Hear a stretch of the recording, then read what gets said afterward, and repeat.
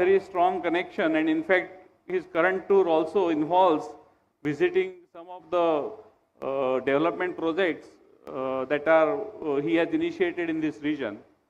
So, would you like to start with your connections with Gujarat?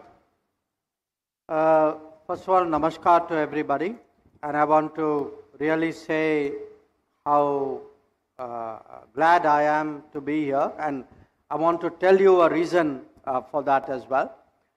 But Vijayji, of course, in 2019, I very suddenly entered politics. Even I was surprised when it happened. And when I entered politics, I had the great fortune to be associated with Gujarat because I had become a minister, and the state of Gujarat then elected me as a member of parliament to the Rajya Sabha. In that sense, that is one association with Gujarat. Of course, the association with Gujarat which enabled that to happen was with Prime Minister Modi. That in many ways, I would say, if I am in politics today, it is very frankly because of Prime Minister Modi. It never occurred to me to even think about politics. Frankly, I never saw myself as someone who could be in the political world. So maybe he saw something which I didn't see. But there is a further association I want to mention. You know, I have, as many of you know, been associated with India's foreign policy, with our national security, with our international affairs for, you know, almost now 50 years. Yeah. And not just in work life, but even as a student. And I would say, when I look back on this period, if there is a single person I would say is inspirational, that is also a person from Gujarat, which is Sardar Vallabhbhai Patel. Correct. And there's a reason why I say that. I think nobody, perhaps in the modern era, in our independent era, did more to ensure that we were the country that we are today than Sardar Patel. Yeah. And for many years, you know, as I became ambassador, as I grew up in the foreign service, whenever I had a trainee, I gave the trainee a book written by V.P. Menon called The Story of Integration of Indian States. And I would tell them, read this book, because you think that this India which we are living in today would have happened anyway. It happened particularly because of the foresight and the decisiveness and the leadership of a particular person. And this is the account of it. Now, it began there, but also, you know, a large part of my professional life and even today is devoted to dealing with our relations with China. Yeah. And again, I regard Sardar Patel, particularly his writings, his thoughts about the future of our ties with China as something very prescient, very far-seeing. To me, he was a great realist. He was a great visionary in many ways. He was a great nationalist. So, you know, for me, Gujarat evokes many, many thoughts. Yeah. And therefore, an association with Gujarat is something I value. But allow me one other thought. I've come to this university for the first time. But I've heard about this university even sitting in Delhi. And there is a particular thought in my own mind. You know, again, as someone who has seen the world, lived in 8 countries, traveled to more than maybe 100 countries, I want you all to appreciate that when we talk about any country, any nation rising, the one metric of judging a nation is the state of its universities. You cannot be a great nation if you don't have good universities or great universities. You know, if you are saying India, Bharat is growing, it must be visible in the universities as well. That not just partly in new universities coming up, but partly in the quality of universities and partly in how we visualize universities. So the university more connected to the real economy, to the real society, more practical, if you would, more contemporary. I think that is one indicator of how the country is actually progressing. And I had heard about Charusat. I welcome the opportunity today to actually come and see a little bit of it for myself. And I want to tell the students that you should realize really how fortunate you are today to be in an institution like this and be part of really contemporary education, the kind of education which will actually define Viksit Bharat. So my first question as for the topic is that in last 50 years we have seen India's foreign policy evolving. What has changed in last 10 years, especially under the leadership of Prime Minister Modi? You know, many things have changed. One, when we look at the world, we look at the world with a degree of confidence. Now you will say, what is new? It is new. Because in the past, we sometimes looked at the world with a degree of nervousness, with a degree of let us keep them far away.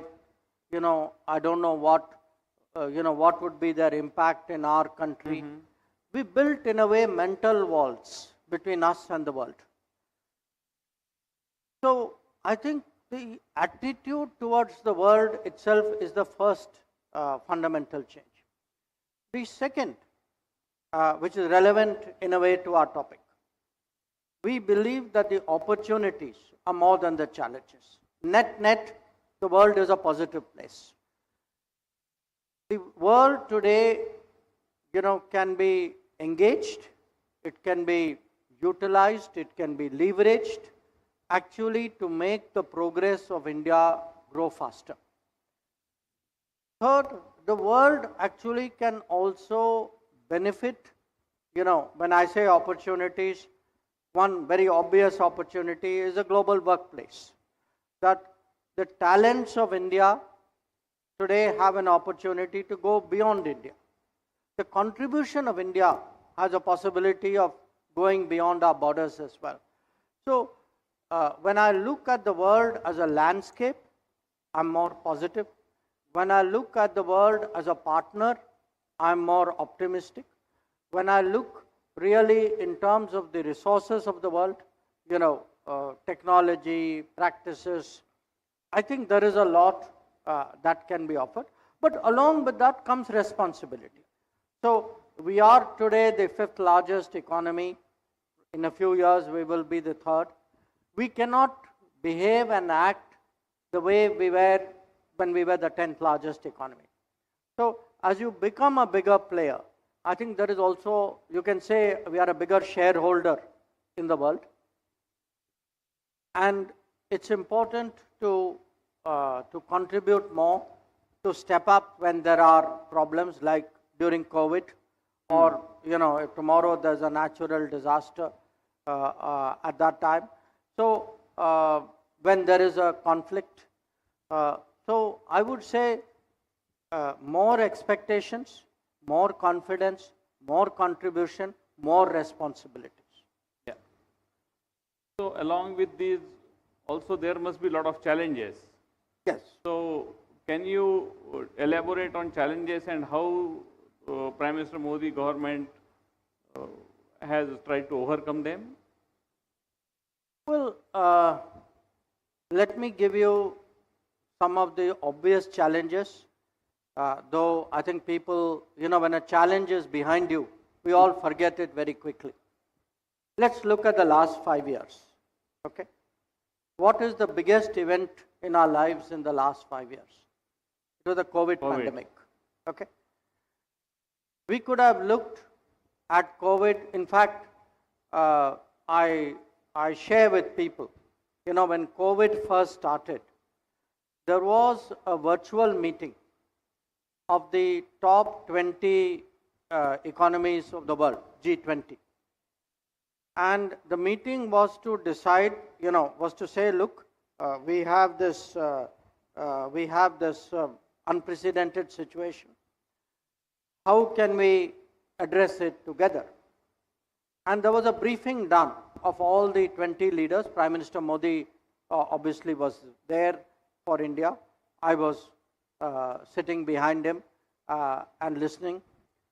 And at that time, I'm now talking of January of 2020. In January of 2020, it was the opinion of the key institutions, the World Bank, the IMF, that the country which would face the biggest problem in the COVID, the country about which the world was most worried, was India. Mm-hmm. And there was a reason why they were saying this. Their thinking was, India health system is poor, public health is very patchy, the infrastructure is not there, the defenses against vaccines were not there. Now, if you look in the course of the next 2 years, actually we not only dealt with the COVID, we responded to the COVID by ramping up our health infrastructure, and I'm happy to say that continues even today. Yeah. And then we ended up actually as a crucial supplier of vaccines to the entire world. So I give you that as an example where, and when we gave vaccines to almost 100 countries. Even today, it is now 3 years, 2.5 years since COVID is over. There are many countries in the world, when you go there and meet people, ordinary people, people in the airport, in the shops, in the hotels, they remember, for them, India is a country which helped them during COVID. So, to me, it's a very powerful example of what it is really, how you take a challenge and actually make it into a, you could say, a achievement, a contribution. A second kind of challenge would be today natural disasters. That you will see, we just had an earthquake in Myanmar. Okay? We were the first or one of the first countries. We went in, our disaster rescue force was there in the same day. The earthquake happened late in the morning. By evening, we were there. Now, it doesn't happen by itself. It happens because you plan for, you create a force. You plan for how to respond. So, and it's not a one-off. If you look in the last 10 years, you had earthquake in Nepal, you had earthquake in Turkey, you had, cyclone in Myanmar, you had a mudslide in Sri Lanka, you had floods in Mozambique. So, wherever anything happens we had in Mauritius, a very big typhoon. So, this is a very good example today. Our bigger capabilities allow for us taking more responsibility. That is another kind of change. Sometimes the change can be in our own borders, or in our own periphery. A country like Sri Lanka, a neighbor like Sri Lanka, for various reasons, their economy totally collapsed. Okay. Now, to see a country which is a middle income country actually not having the ability to pay for petrol, to pay for food, the kind of agitation on the street, the government fell. But the country was collapsing. And we stepped forward. Today, anybody, any Indian who goes to Sri Lanka, here's only praise for India. We are seen as a good neighbor. We are seen as a country which stepped forward to help them. I can give you more such examples. But look, again, when you say 10 years, at the end of the day, in any society, it can be a country, it can be a university. Leadership is key. A country grows when there is a leadership, when there is a system, when there is teamwork, when there is motivation. Same thing I can say for a university or for any other institution. Thank you. So let us go to audience now. Those who are interested to ask questions, आप English में पूछ सकते हैं, हिंदी में पूछ सकते हैं, गुजराती में भी पूछ सकते हैं. So please raise your hand, and there are microphones, volunteers with microphones who would come to you. Yeah, there is. Yeah. Greetings, sir. My question to you is, how can India leverage groupings like BIMSTEC, ASEAN and BRICS to strengthen its global standing in the shifting world of tariff wars and shifting diplomatic alliances in US, as well as the ongoing conflicts in Europe as well as Middle East? Thank you. One at a time? Huh? Thank you. A big country like India, we will have many interests, we will have many partners, we will have many friends. Now, the world is a very competitive place.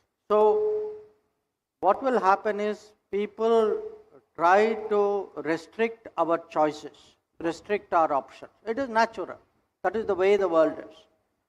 What we are trying to do today is to ensure that our partners, our options, our choices are as broad as possible. So, you mentioned BIMSTEC. You also mentioned BRICS. I can give you very different partners. There is a group called Quad with America, Australia and Japan. Okay. There is a group, there is a gathering called Voice of Global South, which India convenes, which has almost 120 countries of the developing world. So, there are Indian Ocean groupings. There is a Colombo Security Conclave. So, what we are trying to do is to see how do we have the maximum number of platforms, maximum opportunities, maximum friends, because at the end of the day, we Indians must remember something. There are very few countries today which can say we are at least 5,000 years old. We are civilizational states. Very few are there today left, at least big ones. There may still be those who have continued but who are much smaller. So our rise, our position in the world is something very special. And a country like India, the tradition that we have, Vasudhaiva Kutumbakam, of having a very open approach towards the world, we must maximize the number of partners, the number of platforms and number of mechanisms, and we must also have the strength that we should do what is in our interest, and sometimes even if you are pushed by one country saying, be with us, don't be with them, we should have the ability to stand up for our interests and stand up for our rights and do what is best in our interest. And by doing,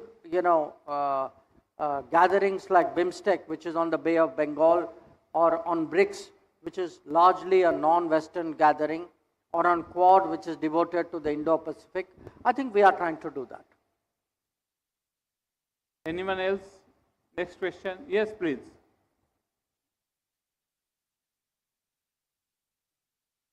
Hello, greetings, sir. So my question to you is, in your book, Why Bharat Matters, you mentioned strategic autonomy of India.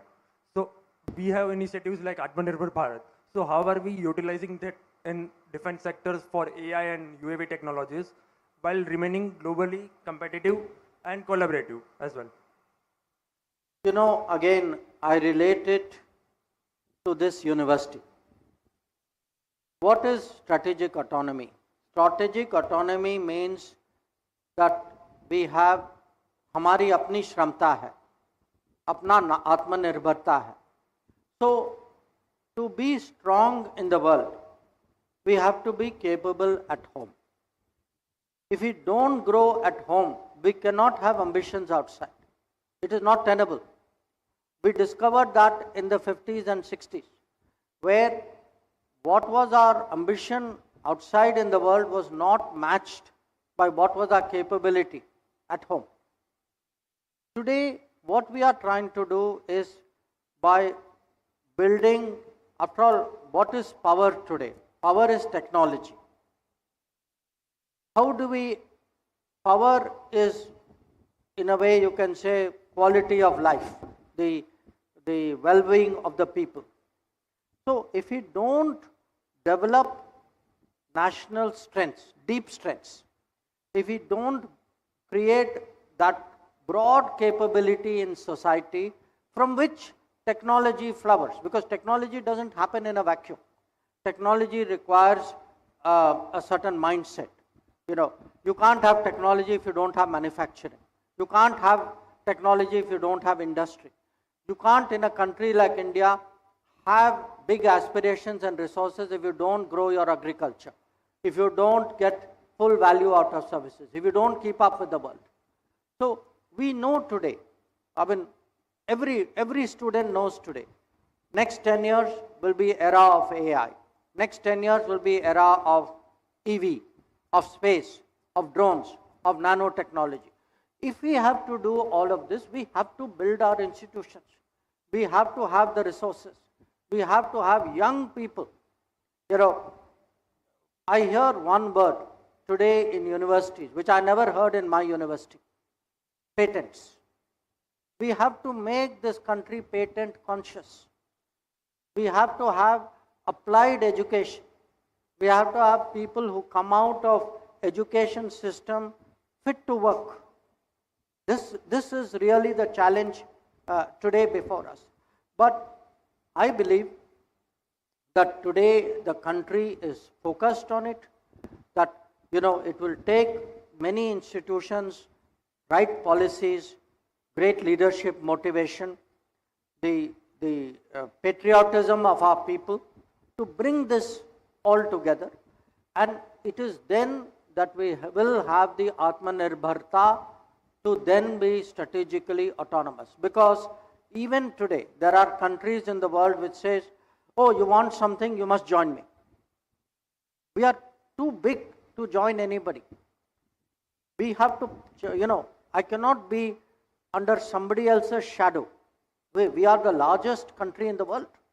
We have to have that kind of big ambition and that big mindset, and that means most of all developing at home. Any other question? Yeah. Good evening, sir. My question is that with the rising number of students and working professionals in the European countries, and parallelly the European countries and the companies of them are investing heavily in India, like the sectors of chemical and electronics, do you see this as an effort to build a skilled talent bridge where the trained professionals return from those countries and lead the skillful operations over here, maintaining high quality standards and having a good relation between the countries? Thank you. Let me answer that in my own way. You know, there was a time when we looked at the world and said, an Indian leaving India, हमारे यहाँ से brain drain हो गया. Okay, this was the belief in this country. Let's look at it today.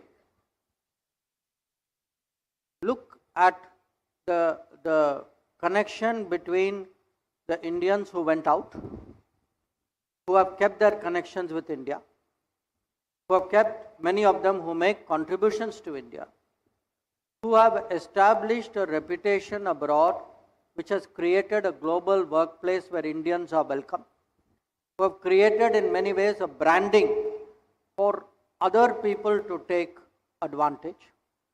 So I see this connection between India and the world as very, very central to faster Indian national development. Faster development can have many dimensions, and I'll come to the points you made. One, as I said, to open up a global workplace for us. A global workplace because there is today in the world a mismatch between development, demand and demographics. That in many countries in the world, I give you two very obvious examples. You know, there is a big semiconductor race today in the world. Okay? We talk even of the chips war. Now, many countries are trying to rapidly grow their semiconductor industry. They have the money, they have the public policy decision. Many of them have technology. They don't have people. They don't have the numbers of the kind of skilled people that they need. And these are not small countries. A country like Germany, a country like Germany today is focused on how to import talent for securing its semiconductor capability. I mean, in my view, this kind of situation actually applies to many others. I think in US also, today if you ask the US tech industry, for all the other debates that are going on, they need the talent. They need international talent. That is one aspect of it. A second aspect of it is if you look at what are called Global Capability Centers, GCC. These are capability centers today being established in India by international companies. Now, this is not outsourcing. These are people who are conducting the cutting edge research, people who are doing the designing, people who are doing their innovations. This is very much actually at the heart of their overall, I would say, enterprise capability. And if you look at the number of GCCs today in India, it's also growing very, very rapidly. A third part of it is actually the alliances that we form. That there will be, see, the future of the world, we used to think political alliance, strategic alliance, economic alliance. There is a technology, I would say, understanding or technology comfort today, which will be a very big factor, because technology is very sensitive, especially in a world of data. Not everybody will be entirely comfortable working with everybody else. People will protect it, people will try to use data for their own advantages. So we will have this big technology equations which will form in the world, and those equations will be bridged by human beings. That it will be the, let us say, Indians in country X who will be able to convince that country that, look, India is a very good technology partner. I mean, I am myself an example. Their success in that country where they live will be actually a motivation. So I think today the Indians abroad, they have an even more important role in being this bridge between India and the world and India, especially in the world of technology and the world of services. Yes, any further question? Yeah, please.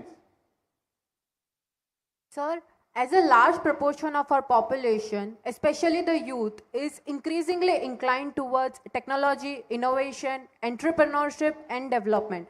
So my question to you, sir, is that how do you see India positioning itself on the global stage in the coming decade respect to the youth who is deeply invested in technology and especially entrepreneurship? And what are the opportunities coming in their way? Thank you.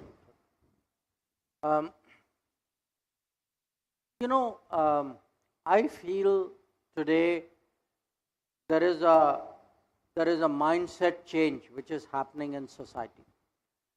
That a lot of people have the confidence, uh, you know, something I would say in a way the attractions of a startup, the attractions of doing your own business, of looking really for opportunities which are created by yourself.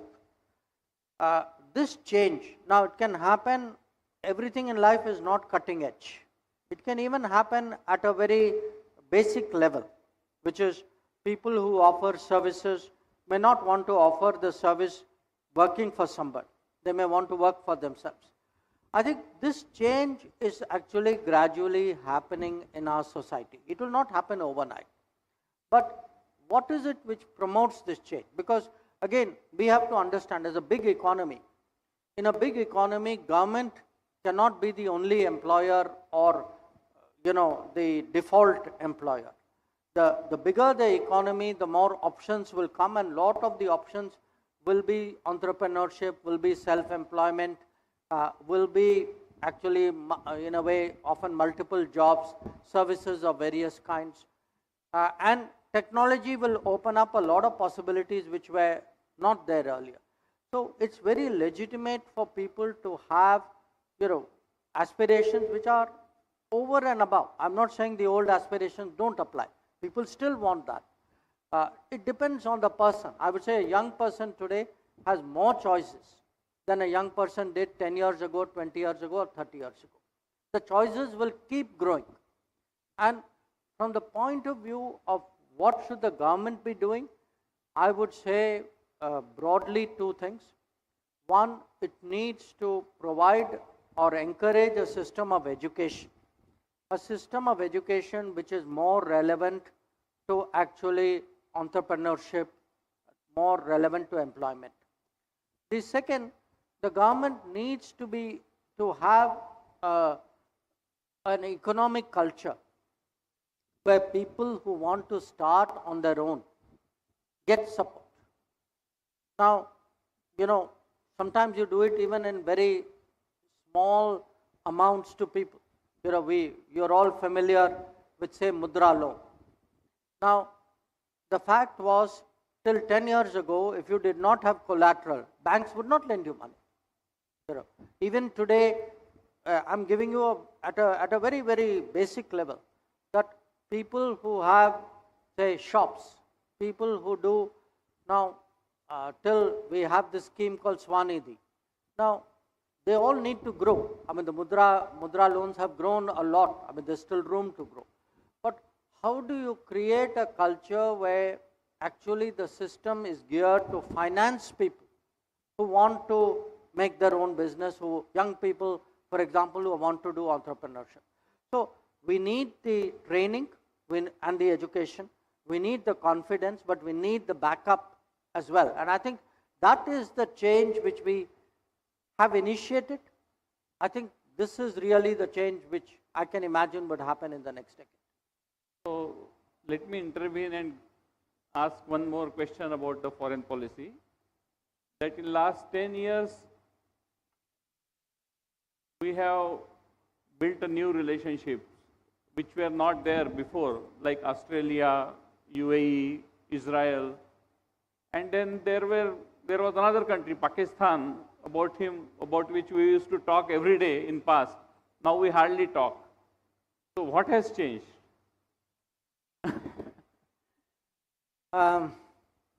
India has changed. I wish I could say Pakistan has changed. They unfortunately are in many ways continuing the bad habits. They are continuing a very negative way of approaching India. And what has happened is, today, I think, when I look back, I would say the 26/11 Mumbai terrorist attack, I would regard it in many ways as the turning point. I think that was when Indian public opinion across political parties, average Indians said this is now too much. The country cannot accept this kind of behavior from a neighbor. Now, I think that feeling was very, very strong in society. It may not have been entirely understood at that time by the government of the day. That's a different matter. But if you see after 2014, when the government changed, this message has been very firm with Pakistan, which is that terrorism, if acts of terrorism are committed, there will be consequences. Now, what has happened also during this period? We have forged ahead. We have forged ahead economically, politically. Our standing in the world has gone up.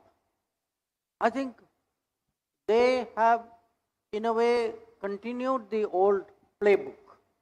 Now, for them, unfortunately, also what happened was, they were trying to extract something from Afghanistan, which was the Americans and the NATO were in Afghanistan.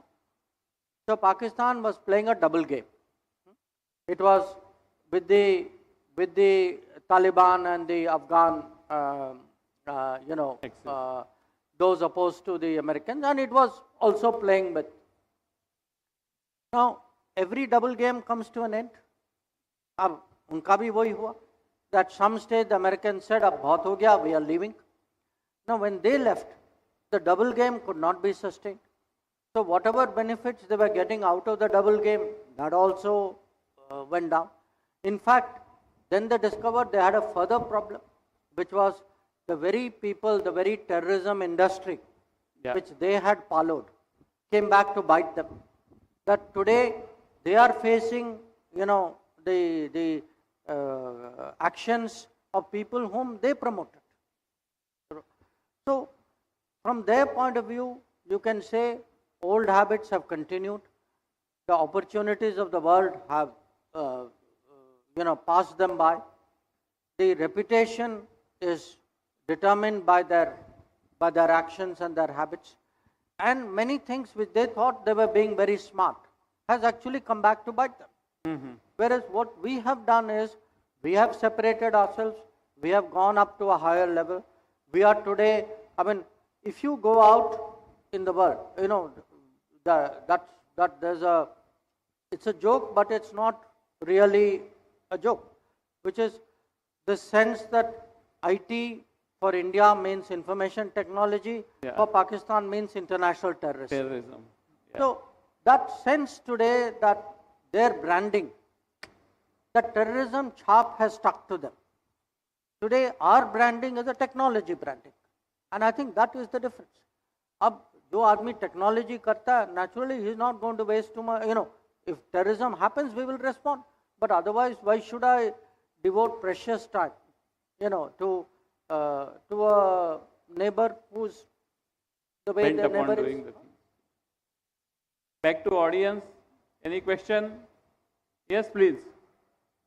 I guess there is no one on this side. Yeah, okay, please. Namaste, just a minute. Yeah, please, go ahead. Hello. Namaste, sir. My name is Rushabh Joshi, and I'm a research scholar from Faculty of Management Studies. Sir, in your address at United Nations General Assembly 77, you highlighted Panch Pran, which was envisioned by Honorable Prime Minister. Sir, I would like to focus on fifth Pran, which is duty of citizens, and in context of sustainable development goals, which has the values of humanity, peace, and collective progress. Sir, how we, Indian citizens, can take great ownership to contribute to achieve the sustainable development goals? Thank you, sir. I was very happy today when I came to the university that I had an opportunity to inaugurate a plant for recycling water. I'm mentioning this because we often talk about sustainability as though it is some very complicated concept, very big concept, almost like a philosophy, which it is. But like any outlook, big things are achieved by small steps. Recycle water is a very small step. But as an example, if the practice spreads, it's a big step. Now, in our case, if you look, first of all, we need to understand that a sustainable lifestyle is not something we are doing for somebody else. You don't want, I want clean water in this country. I want clean air in this country. I want pesticide-free food and soil in this country. I want a lifestyle which is healthier in this country. Now, I don't want it because, somebody abroad tells me it is a good thing to do. I must have the good sense to realize this is my own interest.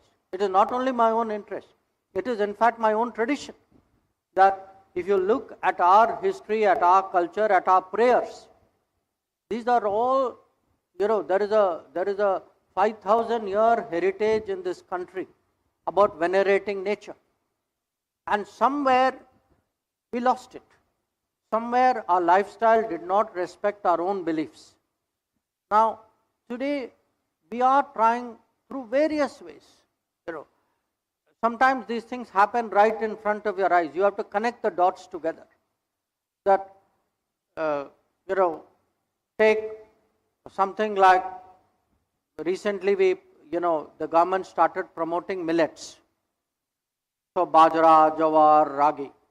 Now reality was, for thousands of years, people in this land ate millets. That was our primary food grain. Now it got replaced by wheat and rice, which have much higher water consumption, which have taken a toll on the soil, which cannot be cultivated in arid areas, of which we have large part of our territory. So something as, in a way simple you can say, I would say powerful, like encouraging people to eat millets. It is more nutritious, but again it has a great sustainability, a green factor to it. Even something like yoga. Prime Minister sometimes joke that we get, lectures about health on people who drive a car, go to a gym, run a machine, take an elevator up, come back and then give you a lecture, arriving in a conference on a private jet, saying, how we must all save the planet. Now, you can save the planet sitting, of having a better lifestyle at home, thinking through what it is that we need actually to change our lifestyle in a more sustainable way. So it can be, again, as I say, small things become big things. Campaigns make a difference. Awareness is a huge, change. I mean, look at the attitude, for example, towards plastics. How much it has changed in the last decade. So the combination, I think, of all of these, really today we need to think for ourselves. Soil health, and technology can play a role. We often discuss in the cabinet about nano fertilizers. How do you, instead of old practices where we are actually poisoning the soil, how do we actually have much more scientific, I would say, soil-friendly interventions, which really make a difference? How do you use drones today to do, soil or crop monitoring? Yeah. So even technology and sustainability can actually go hand in hand. In fact, I would say one supports the other. Tradition and technology go hand in hand. That's how sustainability can be progressed. So I will combine last two questions before we conclude this program. एक तो sir आपने भारत की जो humanitarian side है foreign policy की, Covid है, ये सब आपने बताया विश्व में, but also there is a resolute side of India's foreign policy जो उरी के समय, बालाकोट के समय या गलवान के समय सबको दिखी। तो what was the thought process behind taking such A tough decisions? ये एक सवाल है। और दूसरा, you can give a combined answer, कि जो सामान्य व्यक्ति है, जो स्कूल का टीचर है या स्टूडेंट है, how they see that India's foreign policy is benefiting them?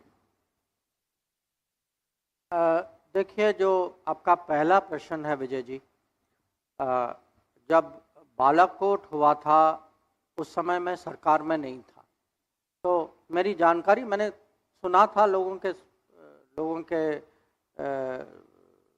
जो उसमें जो इन्वॉल्व थे उन्होंने मुझे बताया, बट ओवरऑल मैं अपने अनुभव से, मैं ऐसा कुछ नहीं है जो मैं आपको कह सकता हूँ। पर बाकी दो जो हैं, गलवान के समय में और उरी के समय में, गलवान के समय में मैं मंत्री था, उरी के समय में मैं विदेश सचिव था। तो मैं गलवान का पहले मैं आपको कहता हूँ कि आपको याद होगा कि गलवान जो था, ये बात उठी जब कोविड का लॉकडाउन हुआ मार्च के महीने में। उसके तुरंत करीब 3 महीने बाद ये गलवान की घटना हुई। अब उस समय, ये लॉकडाउन का समय, आप सब लोग एक बार और याद रखें कि आपको याद होगा ट्रेन नहीं चल रही थी, एयरपोर्ट सब बंद थे, रोडवे सब बंद थे, सब लोग घर में बैठे थे, कम्युनिकेशन, माने एक किस्म से देश रुक चुका था। अब उस स्थिति में हमारी फौज को वहाँ बॉर्डर में भेजना, और उस संख्या में भेजना कि उस समय जो है हज़ारों में हमारे जो ट्रूप्स जो थे वो वहाँ गए थे। तो मैं, और ये था कि प्रधानमंत्री के मन में ये, मैंने इसमें कोई चॉइस ही नहीं था कि जब पहली मीटिंग जो बुलाई गई थी उसमें ये नहीं था कि भाई प्लस माइनस क्या है, उसमें था कि हमें रिस्पॉन्ड करना है, हमें जो भी करना है वो होना ही होना है, आप जाकर आप रास्ता ढूंढिए। तो एक किस्म से decision was made because I think there was deep belief inside. See, if you have a leader who is very deeply nationalistic, for whom, you know, this is a matter of core conviction, so then what they do is, उस system को कहते हैं कि भाई ये करना है. Now system also understands कि decision is made, find a way, and system finds a way. So even though there was lockdown, even though, as I said, airports were closed, railways was not running, road, you know, the road system was affected, still all that happened. Similarly, you know, when Uri happened, that time I remember that this was September of 2016. And, you know, again, you could sense from Prime Minister that there was going to be a response. Yeah. You know, so, जो आपका सवाल है, how, you know, you said ये resolute side पे मैं पूछना चाहता हूँ। देखिए, if you have conviction and you have clarity and you have leadership, then a decision is made. It's made for a country, it can be made for an organization. The leader of the organization or leader of the country, once they are clear, I think what happens to any system is if there is indecision, all of us have to weigh plus minus. मैं नहीं कहता कि बिना सोचे समझे लोगों को करना चाहिए, but often on key issues the plus minus is very intuitive. You know, I spoke about Sardar Patel at the start. I mean, if you look, you read the history of the integration of Indian states, you see the clarity Sardar Patel had on Hyderabad. The fact is, we had two difficult situations, okay? Hyderabad, which was handled by Sardar Patel, Kashmir, which was handled by Nehru. Yeah. And you can see the personality, the thinking of the, you know, leader, of the leadership, what actually happens on the ground. So, countries, organizations, systems respond to direction, respond to leadership, respond to conviction. And that is very important to cultivate. There has to be a national character, like there has to be an organizational character. Thank you. दूसरा question जो है कि सामान्य आदमी के लिए देखिए, इसके लिए मैं आपको 2-3 उदाहरण दे सकता हूँ. एक, मैं वापस कोविड का जो समय था. अब कोविड के समय में आप सब ने वैक्सीन लिया होगा, एक नहीं 2-3 बूस्टर शॉट भी लिया होगा. अब हम जो थे वैक्सीन के, वी वर बिगेस्ट प्रोड्यूसर. एक तो there was made in India vaccine, there was also invent in India vaccine. कुछ हमारे यहीं हमारे कंपनियों ने इन्वेंट किया था. Now if you look at vaccine की एक सप्लाई चेन होती कि उसके जो इंग्रेडिएंट्स होते हैं, actually it is finally the final vaccine is like a combination. So we had to make sure that the vaccine supply chain, the ingredient supply chain delivered for vaccines to be made in this country. Now, at that time, mostly they came from, I would say, US and Europe. And लोग जो हैं उस समय, सरकारें जो हैं उस समय देने के लिए लोग तैयार नहीं थे. उनको मनाना पड़ा, समझाना पड़ा कि why it was in their interest, common interest, कि भाई ये सप्लाई चेन को आप चलने दो, इसको रोको नहीं. And it was not easy, I can tell. तो अगर डिप्लोमेसी नहीं होती उस समय, हमारी वैक्सीन सप्लाई चेन जो है वो सफल नहीं होती. और I give you another example, oxygen. जब डेल्टा वेरिएंट आया, हमारे यहाँ मेडिकल ऑक्सीजन की बहुत कमी थी. हम लोग जो हैं उस समय बाहर से काफ़ी बड़ी मात्रा में मेडिकल ऑक्सीजन आया, और इसीलिए आया क्योंकि उसके पहले भारत से हमारे यहाँ से हाइड्रोक्सीक्लोरोक्विन की एक्सपोर्ट हुई थी, मेडिकल पीपी किट्स की हुई थी, पैरासीटामोल की हुई थी. तो हमने सप्लाई किया, बाहर में गुडविल बना.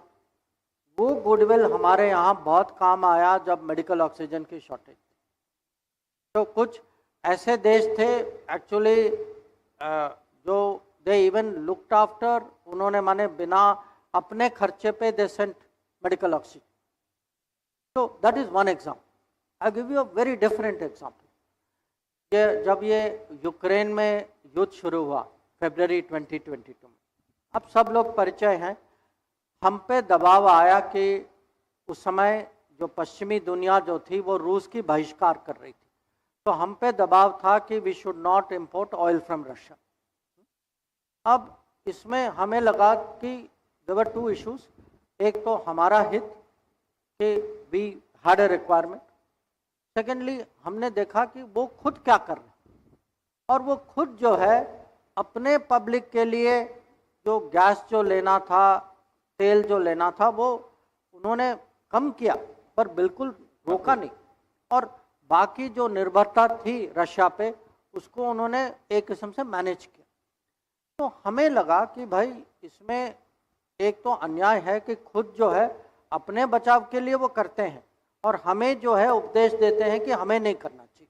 और दूसरा जो है हमारा हित कहता है कि अगर उस समय तेल की कीमत दुनिया में बढ़ रही थी, पश्चिमी देश जो हैं वो रशिया को छोड़ के खाड़ी जा रहे थे, जहाँ से हम नॉर्मली तेल लेते हैं. तो एक किस्म से हमारा कंट्रैक्टेड तेल जो है और गैस वो उनके यहाँ जा रहा था, और फिर वो कह रहे थे कि आप जो है रशिया से नहीं लीजिए, कीमत भी बढ़ रही थी. तो हमारे हित में था कि हम जो हैं एक क्लियर स्टैंड लें, और दबाव होगा, हम झुके नहीं. हम जो है हमारे राष्ट्र हित में जो हमें करना था हमने किया, और उसका फ़ायदा ये हुआ, अगर आप सामान्य नागरिक के परिप्रेक्ष्य से देखें कि जो हमें जो पेट्रोल जो मिलता है, पेट्रोल की कीमत जो है उस समय माने स्टेबल रहे। और आप सब जानते हैं कि अगर पेट्रोल की कीमत बढ़ती है, इन्फ्लेशन का सबसे बड़ा कारण जो है वो पेट्रोल का दाम होता है, कि पेट्रोल का दाम बढ़े तो हर चीज़ का दाम जो है बढ़ता है। तो ऐसे माने बहुत सारी चीज़ है, सुरक्षा का है, या मैं कहूँगा कभी कभी ये रोजगारी का भी होता है कि आज जो है भारत का कोई भी नागरिक बाहर, देश के बाहर जाए, वो उस विश्वास के साथ जाता है कि भाई कुछ हो जाए तो भारत सरकार मुझे वहाँ अकेला नहीं छोड़ेगी। ये बहुत बड़ा परिवर्तन है। 15-20 साल पहले ऐसा विश्वास नहीं था। और इसका भी एक टेक्नोलॉजी का कारण है कि आज जो है कुछ भी हो जाए, मान लीजिए आप कहीं जा रहे हैं, आपका पासपोर्ट खो गया, 15 साल पहले आपको पासपोर्ट, नए पासपोर्ट मिलने में कम से कम 15 से 30 दिन तो लग ही जाते, क्योंकि आप लिखते, वो टेलीग्राम में मैसेज आता, कोई आरपीओ के यहाँ चिट्ठी लिखता, वहाँ कोई वेरीफाई करता, फिर पता नहीं जवाब आरपीओ देते या नहीं देते। आते आते आप कहीं बाहर, माने you are standard without passport, waiting for an answer. आज टेक्नोलॉजी है, पासपोर्ट्स की एक डेटाबेस है, आप कहीं कुछ हो जाए वो तुरंत, जहाँ भी आप, हमारी ऑफिस है तो कॉन्सुलेट है, तो तुरंत वो चेक कर सकते हैं कि हाँ you are this person, this is your document, this is your replacement. तो मैं कहूँगा कि आज हमारा एक कर्तव्य है कि, क्योंकि जब हम ग्लोबल वर्कप्लेस की बात करते हैं, कि वर्कप्लेस तभी बनेगा when our citizens can go out and confidently work. So it may be students in Ukraine, it may be people who are working in shipping line during COVID, it may be people who are researchers in Israel, या Sudan में जो हमारे कुछ व्यापारी लोग थे, कुछ लोग अलग अलग काम के लिए गए। See, this confidence we have to give people कि भाई हम हैं, भारत सरकार है, you go out, we are here to look after you. This makes a difference, and I think this distinguishes a country like us from many others. So I know there are many more questions and this conversation can go on, but we need to stop here. So first of all, thank you, Dr. Jaishankar, for visiting this place and answering all the questions. And thank you to all of you